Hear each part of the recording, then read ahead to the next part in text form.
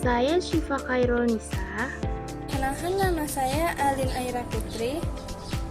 Perkenalkan, nama saya Desrani Mulyawati. Ini saya akan membacakan soal yang pertama, yaitu definisi, jenis-jenis, dan pemanfaatan yang dimiliki oleh masing-masing sumber energi yang ada di bawah ini. 1. Ada energi potensial. Energi potensial adalah energi yang dimiliki benda akibat kedudukan atau posisi bendanya. Energi potensial juga disebut dengan energi diam sebab benda yang dalam keadaan diam bisa memiliki energi. Jenis-jenisnya ada energi potensial gravitasi, energi potensial elastis, energi potensial listrik, dan energi potensial nuklir. Contoh pemanfaatannya ada air di bendungan yang mengalir untuk menghasilkan listrik atau PLTA. Kedua ada roller coaster yang naik turun di puncak lintasan. Yang ketiga ada pegas pada ketapel dan jam mekanik. Dan yang terakhir ada energi kimia dalam baterai dan bahan bakar fosil. Yang kedua ada energi kinetik. Energi kinetik adalah energi yang dimiliki suatu benda bermassa akibat geraknya. Jenis-jenisnya ada energi kinetik translasi atau lurus. Kedua ada energi kinetik rotasi atau berputar. Contoh pemanfaatannya yaitu ketika seseorang sedang berjalan kaki, peluru yang ditembakkan, gasing yang dimainkan, dan roda sepeda yang sedang berputar. Yang ketiga ada energi mekanik. Energi mekanik adalah jumlah energi kinetik dan energi potensial pada suatu benda yang menjadi satu. Bentuk energi ini tidak bisa dimusnahkan dan hanya bisa diubah menjadi energi yang lainnya. Jenis-jenisnya ada energi kinetik atau energi gerak dan energi potensial atau energi yang tersimpan karena posisi atau kedudukan benda. Contohnya yaitu kincir angin ketika memukul bola, melompat, dan bermain ayunan. Yang keempat ada energi listrik dan potensi listrik. Energi potensi listrik adalah usaha untuk memindahkan muatan dalam beda potensial listrik. Lalu energi listrik adalah energi yang dihasilkan oleh arus listrik yang bekerja pada sebuah perangkat listrik. Jenis-jenisnya ada energi potensial gravitasi, energi potensial listrik, dan energi potensial elastis. Jenis-jenis energi listrik ada energi yang bisa diperbarukan dan energi yang tidak bisa diperbarukan. Contoh dari energi potensial listrik yaitu ada baterai yang belum digunakan, muatan listrik statis di dalam kapasitor, dan energi yang tersimpan pada perangkat elektronik yang belum dinyalakan. Contoh energi listrik ada petir, peralatan elektronik, dan panel surya. Yang kelima ada energi panas atau termal. Energi panas atau termal adalah energi internal dalam suatu sistem yang dihasilkan oleh gerakan atom dan molekulnya yang mempengaruhi suhu dan mengalir dari area yang lebih panas ke area yang lebih dingin.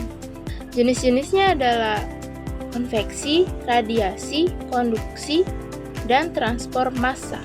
Contoh pemanfaatannya yaitu ada panas matahari yang menghangatkan bumi, air mendidih di panci karena panas dari kompor, dan setrika yang dapat menghaluskan pakaian. Yang keenam ada energi kimia.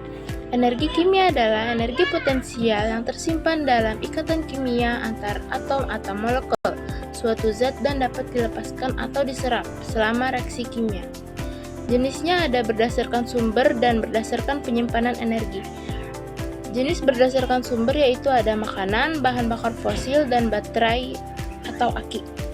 Berdasarkan penyimpanannya yaitu ada dalam ikatan kimia dan proses fotosintesis.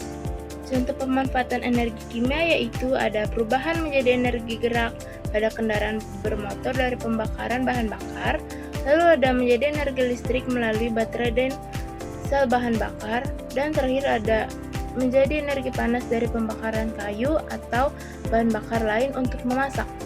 Yang ketujuh ada energi nuklir. Energi nuklir adalah energi yang dihasilkan dari reaksi antar partikel di dalam inti atom. Energi nuklir dihasilkan dari sumber energi yang rendah karbon, murah, dan aman untuk dimanfaatkan. Jenis-jenisnya ada fusi nuklir dan fisi nuklir. Contoh pemanfaatannya yaitu PLTN, pembuatan senjata nuklir, dan reaktor nuklir kapal selam. Yang kedelapan ada energi cahaya. Energi cahaya adalah bentuk energi dalam gelombang elektromagnetik yang dapat dilihat oleh mata manusia dan dihasilkan oleh sumber cahaya seperti matahari, api, atau lampu. Energi cahaya tidak memiliki macam-macam jenis secara intrinsik, melainkan merupakan satu bentuk energi radiasi elektromagnetik yang bisa berubah menjadi bentuk energi lain dan berasal dari berbagai sumber, baik alami maupun buatan manusia. Contoh pemanfaatannya yaitu ada matahari, lampu, api, laser, dan bintang. Ada energi bunyi. Energi bunyi adalah sebuah getaran yang dapat menghasilkan bunyi atau suara tertentu. Jenis-jenisnya ada infrasonik yang kurang dari 20 Hz tidak bisa didengar manusia. Yang kedua ada audiosonik yang frekuensinya sekitar 20 sampai 20.000 Hz bisa didengar oleh manusia. Yang ketiga ada ultrasonik yang frekuensinya lebih dari 20.000 Hz dan tidak bisa didengar manusia. Contoh pemanfaatannya yaitu ketika manusia berbicara, suara dari alat musik, dan suara dari kendaraan. Saya akan membacakan energi terbaru dan yang tak terbarukan. Yang pertama, energi terbaru, yaitu ada sumber energi matahari.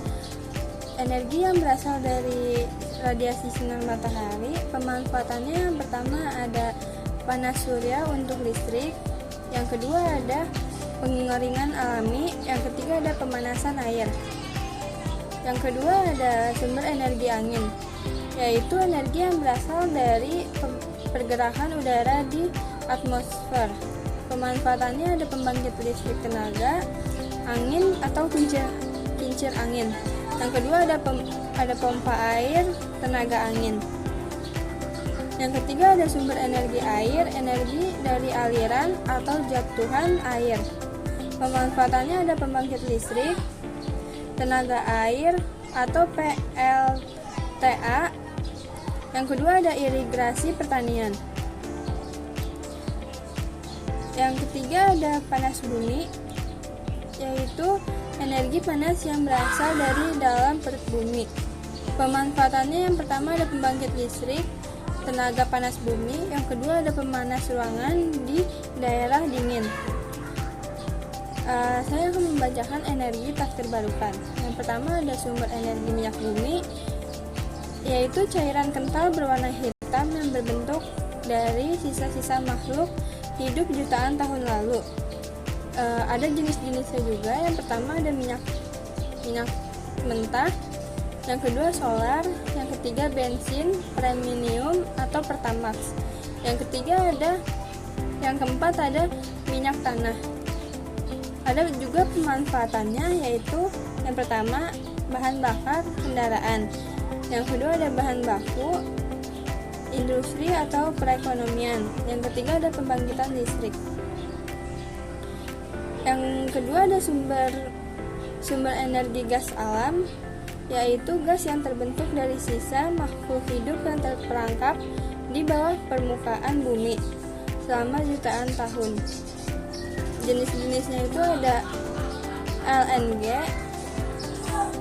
atau liquid natural gas. Yang kedua ada CNG atau compressed natural gas. Pemanfaatannya yang pertama ada bahan bakar rumah tangga atau kompor gas. Yang kedua ada pembangkitan listrik. Yang ketiga ada industri pabrik baja atau pupuk. Yang ketiga ada sumber energi batu bara, yaitu bahan bakar fosil padat yang berasal dari tumbuhan purba yang bertimbun dan mengalami tekanan yang tinggi. Jenis-jenisnya ada batu bara muda, lignit. Yang kedua ada batu bara bitumen. Yang ketiga ada antrasit. Pemanfaatannya juga ada pembangkit listrik, tenaga uap atau PLTU. Yang kedua ada bahan bakar industri. yaitu semen atau baja. Nomor 1, uraian. Di suatu daerah pesisir, masyarakat sering mengalami pemadaman listrik karena pasokan energi dari pusat tidak stabil. Pemerintah berencana membangun pembangkit listrik tenaga angin. Nomor 1A, soalnya yaitu, menurutmu faktor apa saja yang harus diperhatikan sebelum pembangunan pembangkit tersebut? Jawabannya yaitu 1. Kecepatan dan konsistensi angin di daerah tersebut. 2. Lokasi pemasangan, tidak mengganggu jalur pelayaran, pemukiman, atau ekosistem sekitar. 3. Kondisi tanah dan infrastruktur, cukup kuat untuk menopang turbin angin. 4. Dampak lingkungan terhadap burung, kebisingan, serta estetika. Yang kelima, biaya pembangunan dan perawatan. Yang kedua, soal 1B yaitu berikan minimal 2 keuntungan dan 1 kendala dan penggunaan tenaga angin di daerah pesisir. Yang pertama, keuntungan. 1. Sumber energi bersih, ramah lingkungan, tidak menghasilkan polusi.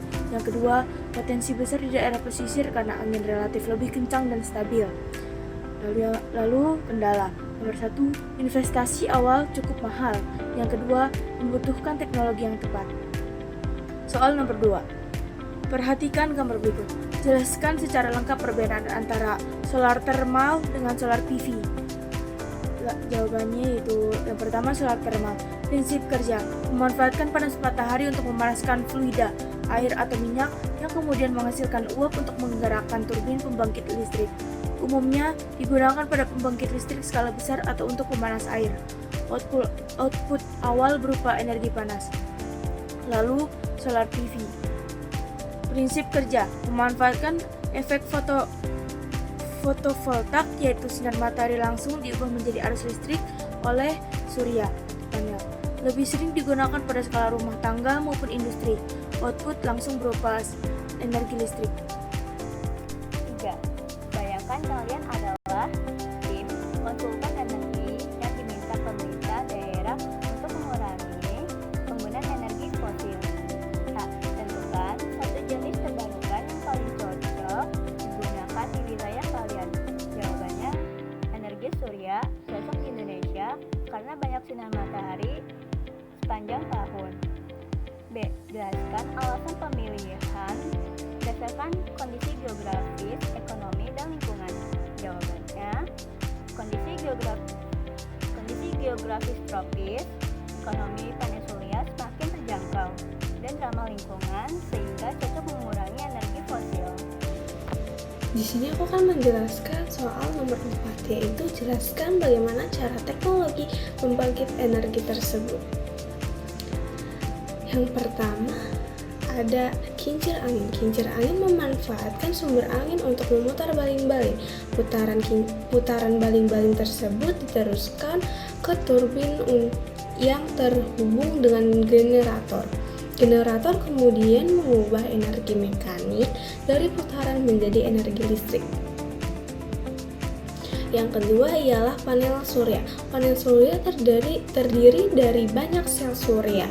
Sel surya ini menyerap cahaya matahari kemudian mengubah energi cahaya menjadi energi listrik melalui efek fotovoltaik.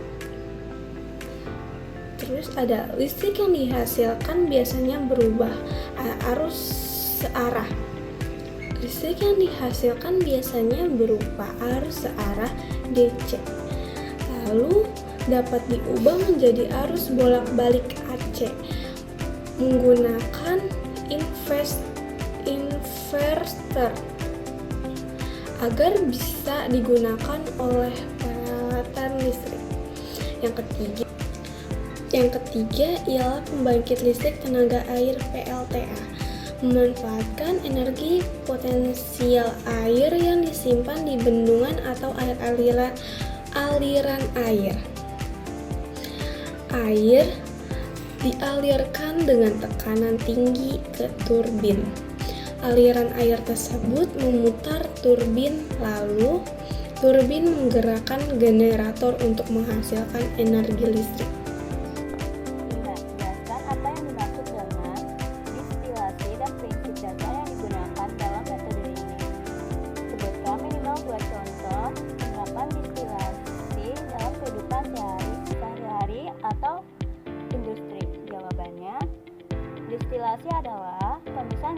berdasarkan titik didih berbeda.